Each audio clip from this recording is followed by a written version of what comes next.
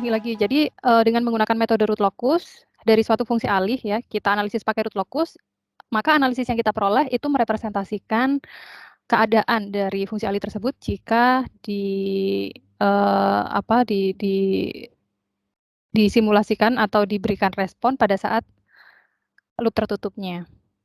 Nah, informasi apa yang diperoleh selain keadaan loop respon loop tertutup tadi? Yang pertama adalah tentang kestabilan, lalu yang kedua adalah penguatan loop atau K, gain ya, penguatan. Nah, jadi kita akan memperoleh berapa sih besarnya K berapa besarnya K hingga sistem tersebut tidak stabil. Jadi seperti itu. Berapa besarnya K, atau bahkan dia tidak dipengaruhi oleh K, misal seperti itu ya. Jadi K-nya bisa tidak terhingga, karena memang setelah dari analisis root locus, pada kata berhingga pun, posisi polnya ternyata masih ada di sebelah kiri sumbu imajiner, jadi dia masih stabil. Nah, itu yang kita lakukan nanti, hasil dari root locus itu adalah plot berupa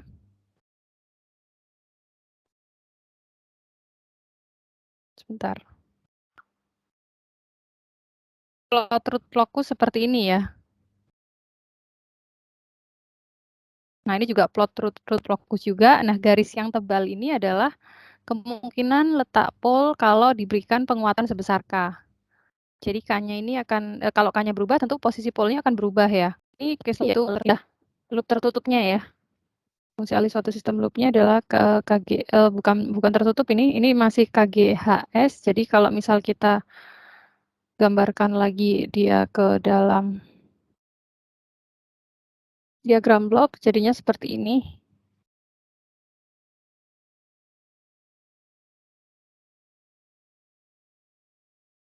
Seperti ini ya. Jadi KGHS itu ya mengikuti dari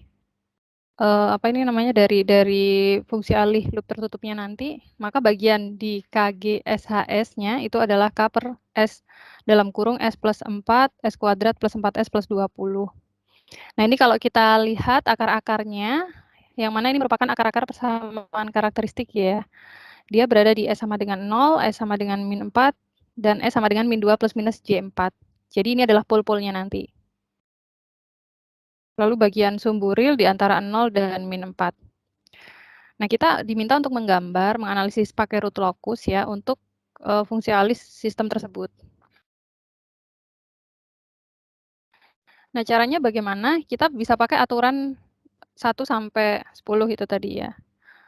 Tentu yang paling pertama yang kita lakukan sesuai aturan pertama, yaitu kita menggambarkan pool-nya dulu ya, pool sama zero-nya. Yang mana letak pool dan zero itu mengindikasikan K sama dengan 0 dan K sama dengan tak hingga.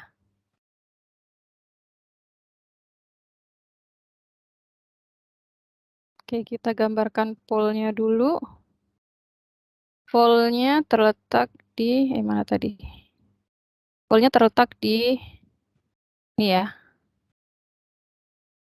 Jadi P1, P2, P3,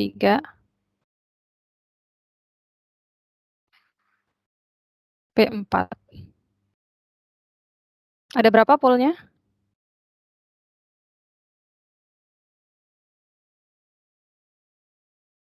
Ada berapa polnya? Ada 4, Bu. Ada 4 ya. Jangan terkecoh karena di sini cuma 3 S-nya. S sama dengan 0, S sama dengan 4. Lalu S sama dengan ini kan plus minus. Berarti ya memang polnya ada 4. Lagi pula kalau dilihat dari penyebut fungsi alihnya, penyebut dari persamaan karakteristiknya ya. Di sini ada S-nya pangkat 4, berarti ada 4 akar-akar S. Ya, jadi polnya ada 4. Zero-nya ada berapa?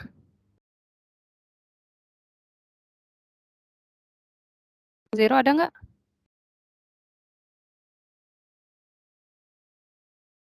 Zero itu adalah pembilang. Zero-nya, pembilang itu bagian atas ya, akar-akar dari pembilang. Zero-nya tidak ada ya. Jadi zero bukan sama dengan 0, tapi tidak ada zero. Nah, Jadi kalau kita gambarkan itu, hasilnya seperti ini. Jangan lupa kalau menggambarkan pole itu kita pakai X seperti ini ya. Ini mengindikasikan letaknya pole. Tentu yang paling gampang kita gambar pole di sumbu real dulu, yaitu 0 sama min 4 tadi ya. Nah, kemudian min 2 plus minus 4J, berarti ini dan ini. Dua pole ini merupakan karakteristik dari pole ya di bidang kompleks, yang mana dia menunjukkan kompleks konjugatnya atau kompleks sekawannya. Jadi pasti refleksi terhadap sumbu realnya ya. Dia punya sekawan atau pasangan di sini.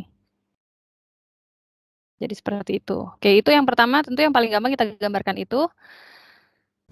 Lalu kemudian kita cari sudut asimtotnya.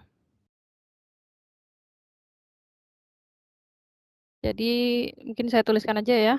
Yang pertama, gambar pole dan zero. Posisi pole dan zero. Kemudian yang kedua, sudut asimtot. Nah, sudut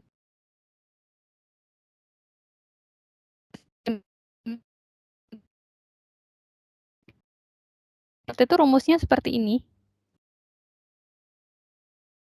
N ini adalah banyaknya pole dan M itu adalah banyaknya zero. Sebenarnya di sini ada aturan yang ketiga ya, kalau nggak salah tentang aturan cabang. Aturan jumlah cabang, bahwa jumlah cabang pada root locus adalah sama dengan jumlah yang terbesar di antara pole dan zero. Jadi kalau kita cari berdasarkan aturan 3, maka jumlah cabangnya adalah 4. Itu hanya untuk memastikan aja nanti mengecek apakah root locus kita betul atau tidak. Tapi kalau mau langsung ke sudut asimtot juga nggak apa-apa ya. Oke, nah sudut asimtot itu adalah theta K. Karena di sini ada 4 cabang, ya tadi ada 4 cabang, maka K-nya kita hitung sebanyak 4 kali mulai dari K0. Jadi saya tulis ya, jumlah cabang itu sama dengan 4. Nilai terbesar dari N dan M. Pilih yang terbesar. Nah, maka banyaknya K ini,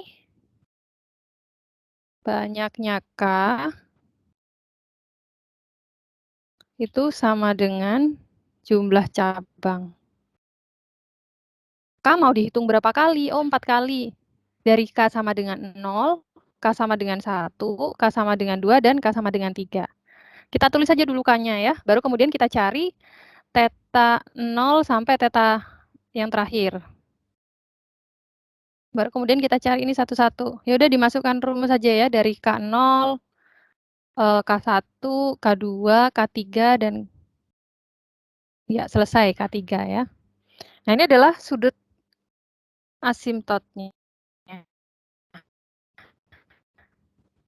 Oke, kita tadi kan baru menggambar ini ya. Baru menggambar ini. Nah, sudut asimtot itu di mana?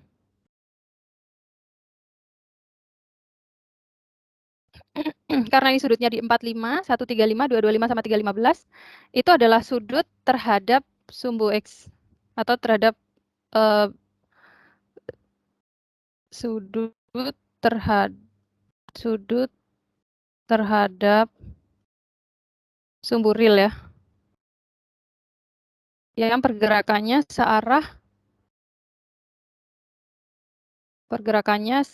berlawanan arah jarum jam.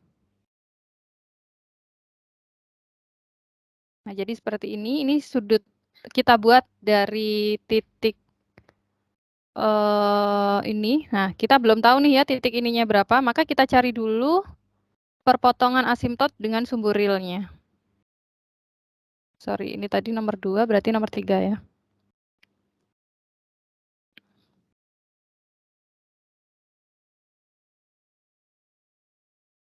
Yang nomor 3 jumlah cabang saja ya, biar tidak bingung kalian.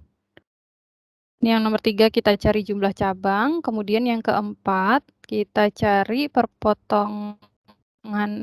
kita cari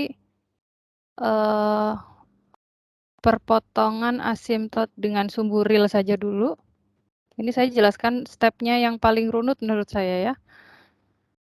Jadi kita cari perpotongan asimtot dengan sumbu real pada titik realnya berapa begitu. Nah, rumusnya adalah sigma sama dengan H1 dikurang H2 per N dikurang M. Nih ya rumusnya. H1 ini apa? H1 adalah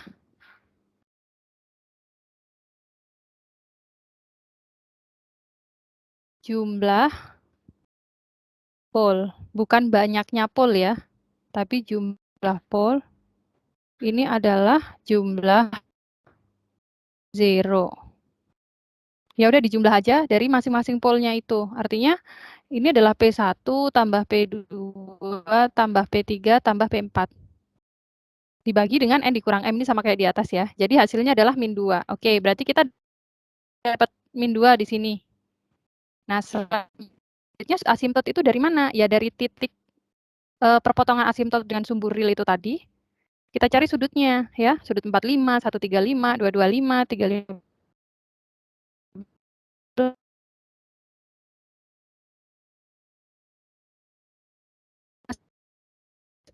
Kita cari sudut buat garis bawah yang menunjukkan sudut 45, kemudian sudut tadi 135 seperti ini. Kalau digambarkan, ini 45 ya tadi ya, ini 45 derajat.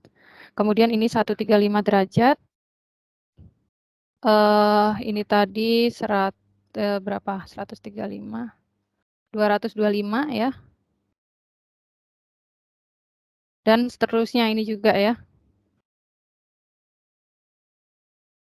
Ya. Ini berarti 315 derajat. Itu maksudnya. Oke. Lalu sudut garis-garis ini nanti buat apa? Nanti ya ada fungsinya. Nah, lanjut ke titik breakaway. Berarti ini tadi 4, ini nomor 5. Sorry.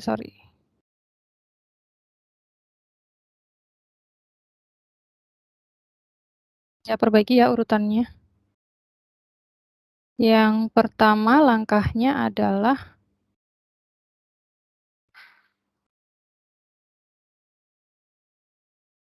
gambar posisi pol dan zero. Hitung jumlah cabang. Kemudian cari perpotongan asimtot. Gambar sudut asimtot.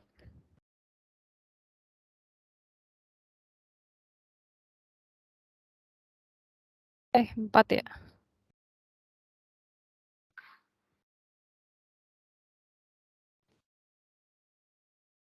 Lalu apa lagi? Kemudian digambar ya. Jadi dari masing-masing tahapan itu bisa langsung digambar. Nah, yang terakhir, bukan terakhir sih. Langkah selanjutnya, nomor 5, kita cari titik breakaway. Nah, titik breakaway itu apa? Titik breakaway adalah titik bertemunya dan berpisahnya garis-garis dari root locus ya. Jadi misal ini adalah titik breakaway. Ya, karena di sini ada pertemuan dari root locus. Yang pertama dari pol, ini polnya ada 2, kemudian sesama pol akan saling dekat ya, dan dia akan bertemu di titik breakaway untuk kemudian saling meninggalkan atau saling menjauh. Nah, jumlah titik breakaway itu berkaitan dengan jumlah cabang yang tadi.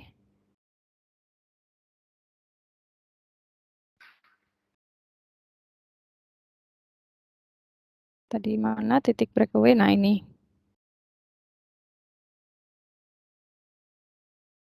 Oh, sorry, maaf. Jumlah cabang itu nggak ada kaitannya dengan jumlah titik breakaway ya.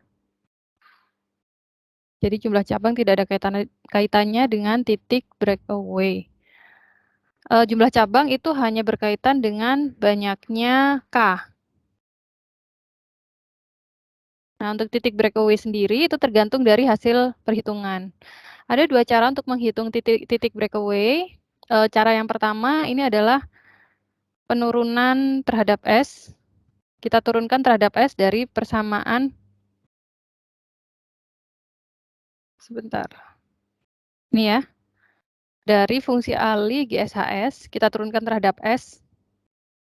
Diturunkan satu kali. Atau cara yang kedua, menggunakan turunan K terhadap S. Jadi K ini adalah diperoleh dari persamaan karakteristik ya, dari sistem 1 plus K GSHS. Nah, terserah mau pakai cara yang mana, dua-duanya hasilnya akan sama saja, dan itu sudah terbukti di minggu kemarin. Nah, yang sekarang, titik breakaway ini pakai rumusnya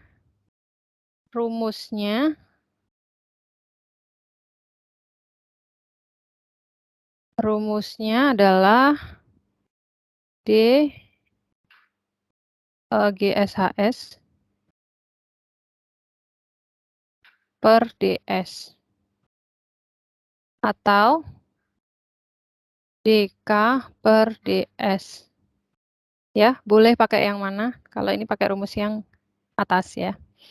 Oke, berarti ini kita cari dulu GSHS-nya berapa, dan itu sudah ada di soal. Kemudian kita turunkan terhadap S. Dan diperoleh hasilnya adalah S-nya min 2 dan min 2 plus minus J 2,4. Jadi terdapat 3 titik breakaway di sini. Ini kan ada 3 nih. Ya, min 2, kemudian min 2 plus J 2,4, dan min 2 min J 2,4. Jadi kita tuliskan aja ya. 3 titik breakaway itu apa saja? Min 2, min 2 plus J 2,45, min 2, min J 2,45. Oke, jadi seperti itu. Nah, tadi kan gambarnya masih seperti ini aja ya, masih yang di atas ini masih belum ada gambar root locusnya. Nah, karena titik breakaway itu adalah titik perpisahan bertemu dan berpisahnya garis-garis root locus, jadi kita cari dulu titik breakaway-nya ini, di mana letaknya kalau di bidang S. Kemudian kita buat itu sebagai titik pertemuan dan perpisahan, atau titik bertemu dan menjauhnya garis root locus. Jadi ada 3. Yang pertama di min 2, yang kedua di min 2 plus J 2,45, dan min 2 min J 2,45. Baru kemudian kita gambar. Nah, gambar root locus itu seperti apa? Jadi pol dan pol yang berdekatan itu akan saling mendekat. Ya, rule-nya seperti itu. Gambar root locus itu kalau misal pol dengan pol itu saling mendekat hingga titik breakaway,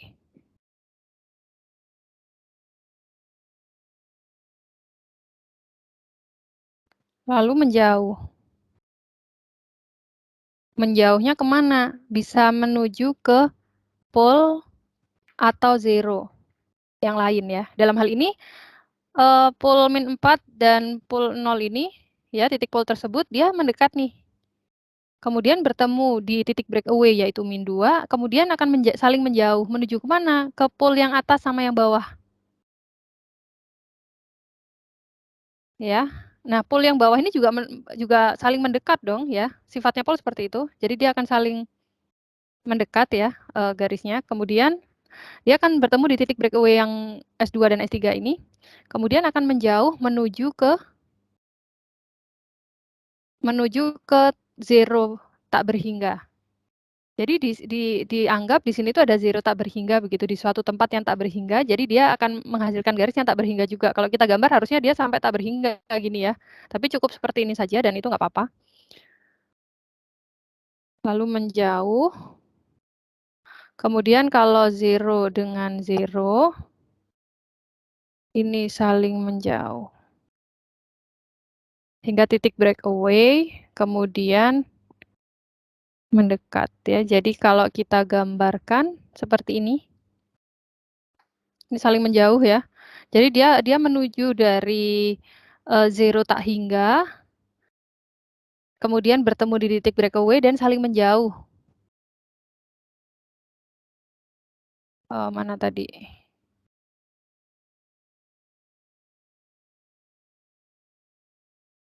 Jadi seperti itu cara menggambarnya. Oke, jadi ini sudah diperoleh garis-garis root locusnya ya.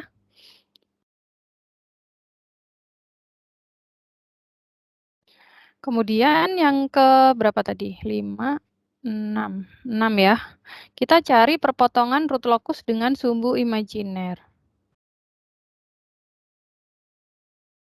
Jadi kalau di gambar kita tadi, kan ini masih nggak tahu nih ya, apakah dari titik ini betul lengkungannya seperti ini, ataukah dia seharusnya begini ya, atau jangan-jangan begini, kita nggak tahu. Ini cuma gambar ilustrasi awal saja ya, hipotesis awal. Nah, kita mau melihat kira-kira perpotongan antara root locus dengan sumbu imajiner itu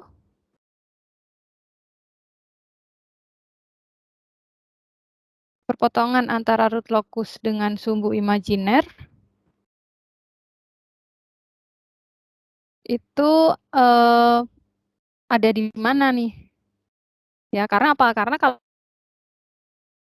itu kan garis root locus yang atas ini dia akan memotong di mana dan bentuknya seperti apa.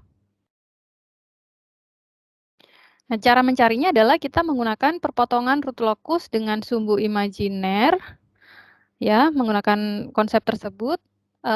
Ada satu cara ya, menggunakan persamaan karakteristik.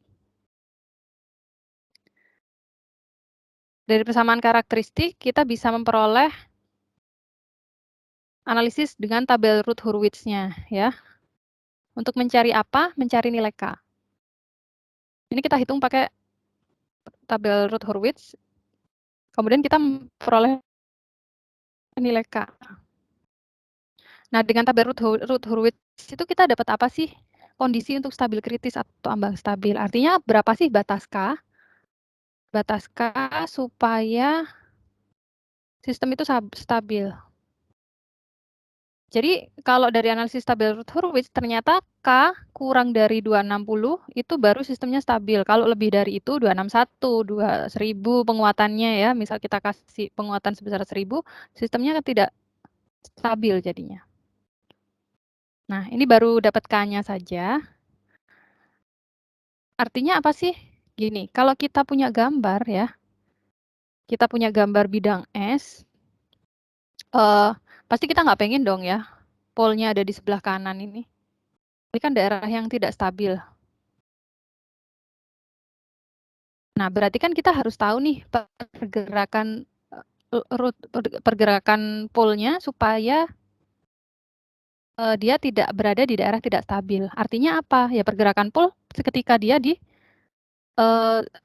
sumbu imajiner ini. Ketika dia tepat di sumbu imajiner, berarti itu adalah titik kritisnya sebelum dia menjadi tidak stabil. Maka kita harus cari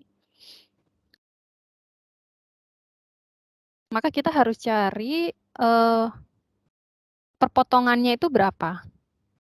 Berarti di sini fungsinya adalah untuk mencari titik kritis kestabilan.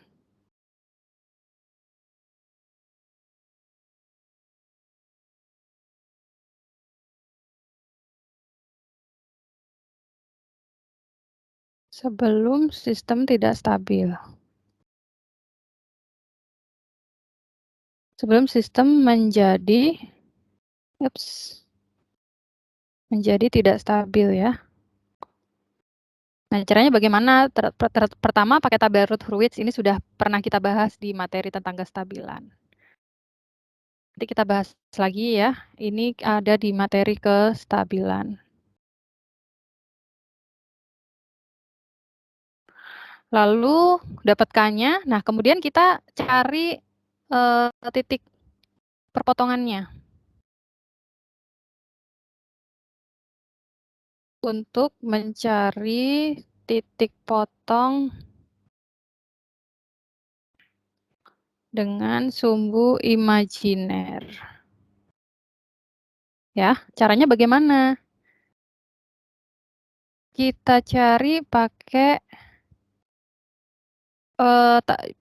tetap pakai cara Routh-Hurwitz ya. Dari persamaan karakteristik ini kita turunkan 1 kali, kemudian kita sama dengankan 0. Coba dibuka lagi tentang materi Routh-Hurwitz ya. Nah, maka diperoleh S-nya berapa? S ini adalah perpotongannya dengan bidang S ya. Dia hasilnya plus minus J akar 10 atau plus minus J 3,16.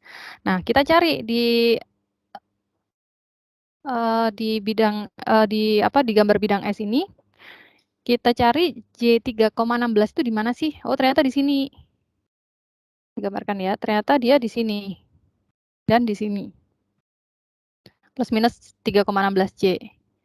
Ya, berarti dari titik breakaway tadi, itu kita bawa dia untuk berpotongan dengan titik 3,16. Nah, berarti dari sini dapat disimpulkan bahwa ini 3,16 J itu adalah pol kritis. Kalau dia sudah berada di sini atau di sini ya, misal dia di sini atau di sini, maka otomatis polnya sistemnya tidak akan stabil. Kapan dia berada di sini? Ketika penguatannya lebih dari 260. Jadi seperti itu. Saya gambar ya. Jadi letak polnya di sini, letak pol jika K-nya lebih dari 260. Di sini juga ya sama aja karena dia adalah conjugate, dia akan saling bercerminan. Jadi seperti itu caranya. Apakah ada pertanyaan?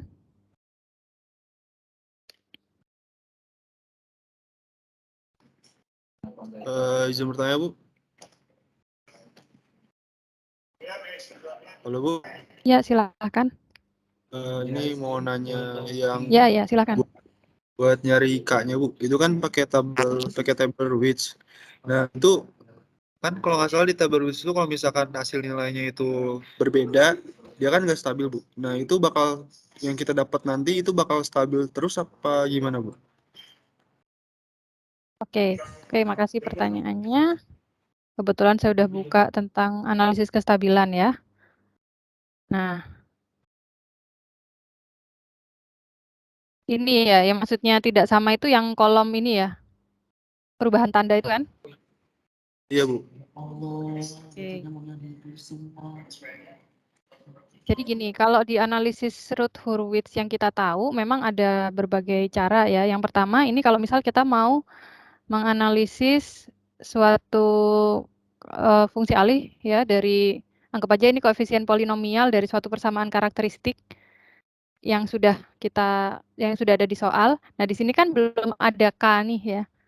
Jadi kita hanya menganalisis dari suatu sistem yang sudah komplit, tidak kita kasih penguatan apapun, lalu kita mau cari tahu apakah sistem itu stabil atau tidak.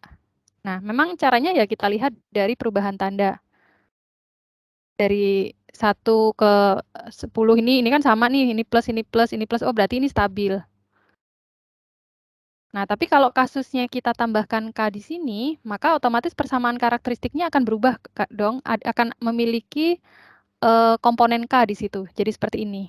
Ya, persamaan karakteristiknya yang bawah. Lalu kalau kita coba hitung pakai tabel Routh-Hurwitz, maka dia akan ada K-nya. Kita kan nggak bisa menganalisis karena ini masih ada K sesuatu yang belum kita ketahui nilainya. Nah, untuk apa kita menambahkan K? Supaya kita tahu keadaan yang menyebabkan si sistem ini stabil dengan nilai K berapa gitu. Ini dulu sempat ada contoh soalnya ya untuk kasus analisis kestabilan yang dengan penambahan penguatan atau K. Nah, caranya sama persis seperti ini, seperti yang dulu. Di sini kan sistem kita inginnya sistem stabil ya. Nah, maka berapa nilai K-nya? Berarti kita harus cari K supaya tidak ada perubahan tanda nih di sini. Artinya apa? Oh, untuk yang kolom pertama ya, 1, 3, 7/3 ini kan aman nih. Positif, positif, positif. Nah, berarti ini harus positif ya. Berarti kita cari 2 dikurang 9/7K yang nilainya lebih dari 0, artinya dia positif. Nah, kita cari K di sini pakai pertidaksamaan. Begitu. Oke, Bu. Berarti Ya. karena kita udah gunain penguatan berarti udah pasti stabil ya, Bu ya? Ya, karena memang kita inginnya sistem yang stabil. Justru sekarang yang dipermasalahkan adalah berapa nilai K supaya sistemnya stabil. Supaya dia positif ya kalau di sini kasusnya. Sama seperti di soal kita tadi. Mana ya? Di sini tadi, ya sama ya. Ini ada K. Yang di sini positif, positif, positif ya. Berarti 80 dikurang 8K/26 ini harus positif juga dong. Berarti harus lebih dari 0. Nah, kita cari pertidaksamaannya untuk nilai K-nya itu berapa. Yaitu diperoleh K kurang dari 260.